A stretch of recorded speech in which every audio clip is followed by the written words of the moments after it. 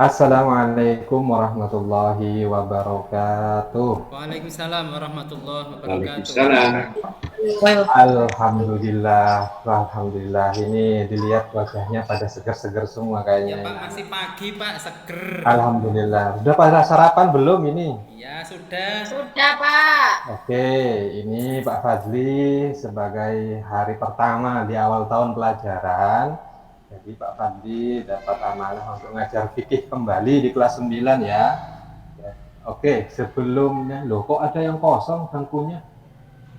Wah, ini Belum Pak. berangkat Bapak, masih Oh, sarapan gitu. mungkin.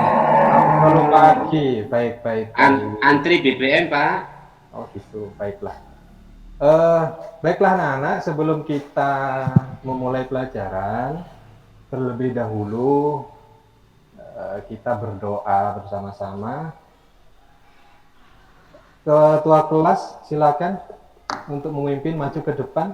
Ya. Oke, siap. Oke, silakan Mas Anas dipimpin untuk membaca doa. Nah, teman-teman, mari kita berdoa dengan bacaan Ummul Quran bersama-sama. Al-Fatihah. A'udzu billahi minasy syaithanir rajim. Bismillahirrahmanirrahim. Alhamdulillahi rabbil alamin. Ar-Rahmanir Rahim. Maliki yaumiddin. Iyyaka na'budu wa iyyaka nasta'in. اهدنا الصراط المستقيم صراط الذين أنعمت عليهم غير المغضوب عليهم ولا الضالين آمين. Sudah Bapak? Oke, terima kasih Mas Anas. Silakan kembali.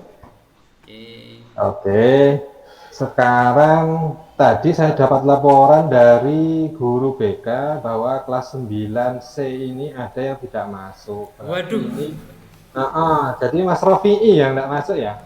Iya Bapak, bolosan iya. Itu Pak, bolosan.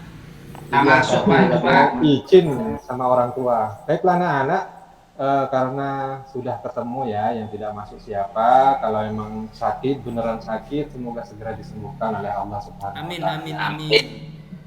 Baik anak-anak, sudah bisa lihat layar anak-anak? Bisa Bapak, sudah kelihatan jelas Bapak. Oh, ini di HP kalian tentunya sudah bisa membuat seperti ini ya, karena kalian sudah ada pembelajaran tentang membuat PPT, membuat pembelajaran atau membuat tugas yang kemarin dapat informasi dari hukuman dari Bapak BK, katanya gitu disuruh bikin begini-begini. Baiklah, silakan dilihat. Ini adalah materi penyembelihan dalam Islam. Penyembelihan dalam Islam, apa maksudnya? Jadi kita, kalian semua nanti setelah mempelajari penyembelihan dalam Islam, itu bisa mengerti, bisa menjelaskan, bisa menunjukkan, bahkan bisa mendemonstrasikan, bisa mempraktekkan ya anak-anak, bahwa penyembelihan dalam Islam itu ada ketentuan-ketentuannya begitu. Oke, baiklah, kita langsung pada pembahasan inti. Yang pertama, penyembelihan itu apa sih? Nah, gitu. Oh iya, ini bentar lagi Idul Adha ini. Iya Pak, 2 hari lagi.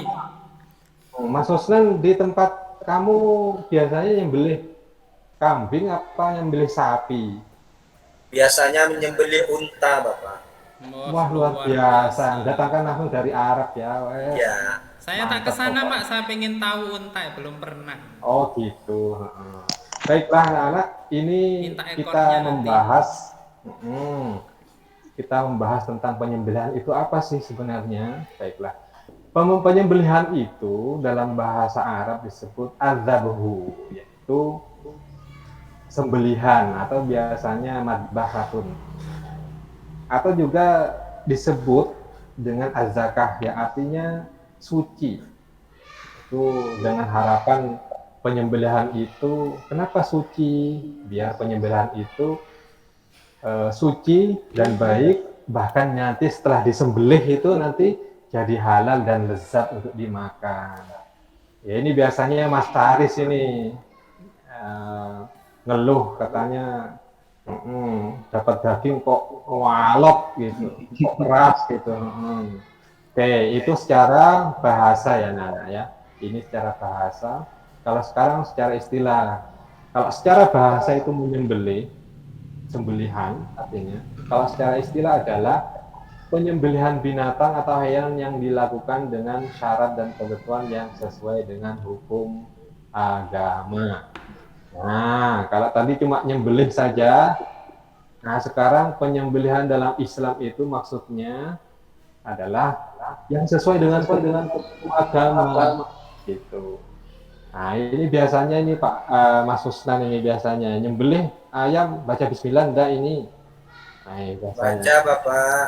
Oh iya, harus biar nanti sembelihannya, dagingnya bisa dikonsumsi dalam artian halal untuk dimakan. Baiklah, untuk jenis penyembelihan anak-anak itu ada dua sebenarnya.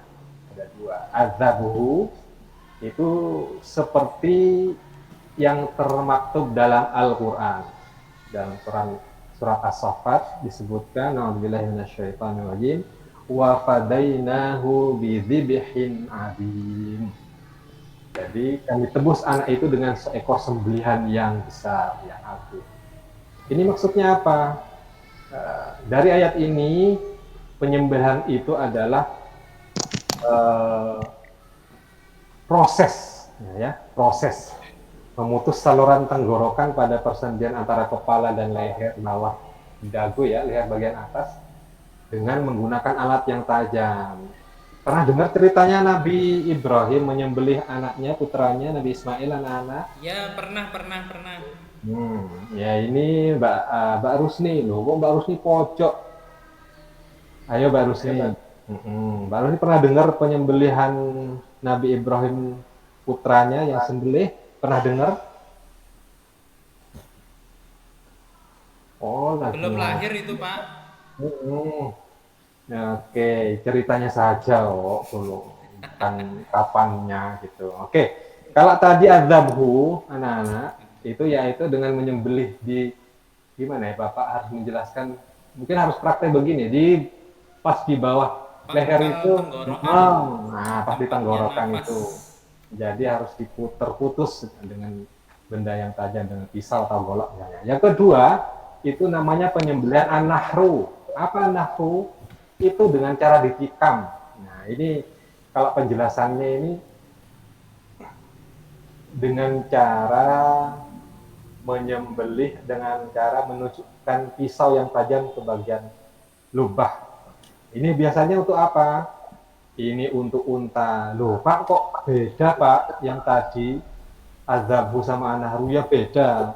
Kalau adzabhu itu biasanya untuk sapi, untuk kambing, untuk domba. Nah ini kalau ini khusus an-nahru unta. Kenapa? Karena unta itu lehernya panjang. Maka terus di mana Pak kalau unta? Kalau unta itu di di leher, di tempat kalung biasanya. Nah, kalau kita pakai kalung agak ke bawah, kalau unta yang di situ. Cara menyembelih unta. Syarat penyembelihan itu ada macamnya. Misalkan syarat orang yang menyembelih, jadi harus muslim, berakal, laki-laki atau perempuan yang penting sudah balik dan tamyiz, menyebut nama Allah ketika menyembelih. Nah, kalau menyembelih nggak menyebut nama Allah itu nggak boleh, itu bisa dikatakan haram. Oke, sekarang kalau tadi syarat penyembelihnya, sekarang syarat binatangnya, ya syarat binatangnya akan disembelih, yaitu dalam keadaan hidup. Awas ini biasanya Mas Anas kalau nyembelih pitik atau ayam jangan pas kena lindes truk di depan rumah kemudian disembelih padahal sudah mati, tidak boleh ya. Jadi kalau harus ke dalam keadaan hidup. Loh Pak, kalau sampai terpotong Pak, lehernya langsung terputus karena saking tajamnya, nanti kita bahas ya. Nah terus tidak boleh dengan cara mencuri. Nggak bilang-bilang diambil, nggak boleh. Yaitu syarat sah binatang yang disembelih itu ya. Kemudian syarat alat untuk menyembelih. Nah, itu ada syaratnya juga dan Islam sudah mengatur semuanya bahwa alatnya harus tajam, ya, harus tajam. Kemudian terbuat dari besi dan baja dan dilarang menggunakan gigi, tulang dan kuku.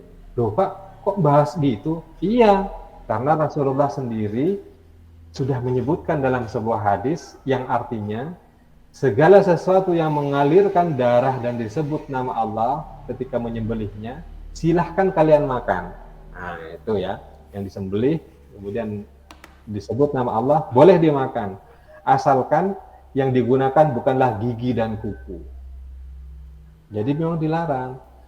Aku akan memberitahukan pada kalian mengapa hal ini dilarang. Adapun gigi, ia termasuk tulang, sedangkan kuku adalah alat penyembelihan yang dipakai penduduk Habasyah. Habasyah itu mana Pak? Sekarang namanya Ethiopia. Begitu. Jadi nggak boleh. Jadi memang harus pakai benda tajam yang terbuat dari besi atau baja. Biasanya golok, parang, yang penting tajam. Nggak boleh tumpul. Oke. Kemudian cara penyembelihannya. Nah, ini kita belum bahas tentang kurban dan akikah ya, tapi kita masih membahas tentang penyembelihannya sebagai persiapan besok. Nanti kalau Mbak Rusni katanya mau nyembelih ini tasyakuran, boleh. Kemudian hal-hal yang diperhatikan dalam penyembelihan tradisional itu, oh iya sebentar. Bapak punya video ini biar lebih jelas. Kalau kalian melihatnya cuma kayaknya bosen ya anak-anak ya. Oke, baiklah. Ini ada video tentang tata cara penyembelihan. Ini Bapak singkat saja. Yang pertama, Nggak kelihatan Pak, nggak kelihatan. Loh, kok nggak kelihatan? Bisa. Dari sini tidak kelihatan Pak. Oh gitu, ya Bapak play dulu ya. Ya, nah, sudah kelihatan belum anak-anak? Belum, nggak muncul Pak. Oh gitu. Bisa.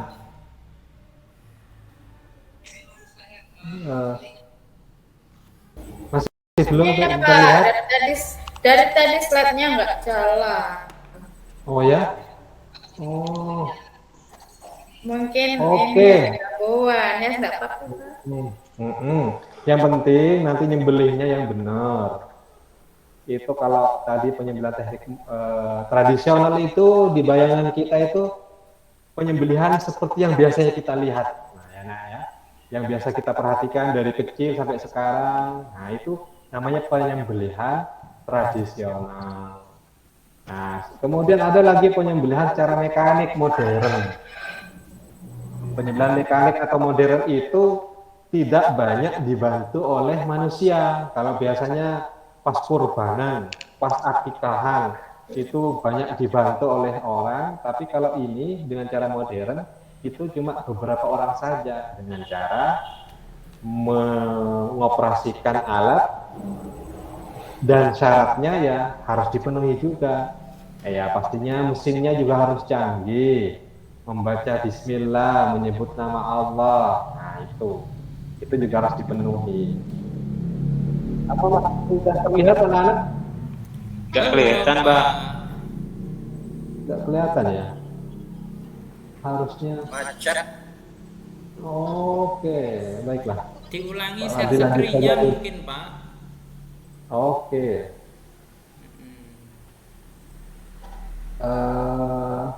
Bapak ulang dari bentuk baru penyembelihan. muncul. Kelihatan? Oke, sip. Oh ini gitu, sudah baiklah. Nah, kok jadi pintar sama kalian ya? Nah, iya, habis kena hukuman biasanya emang bisa. Oke.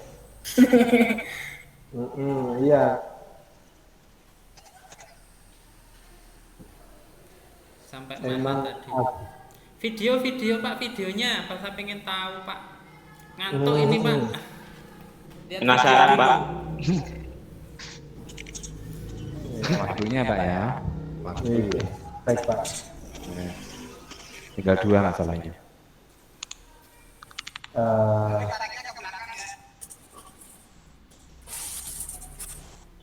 Oke.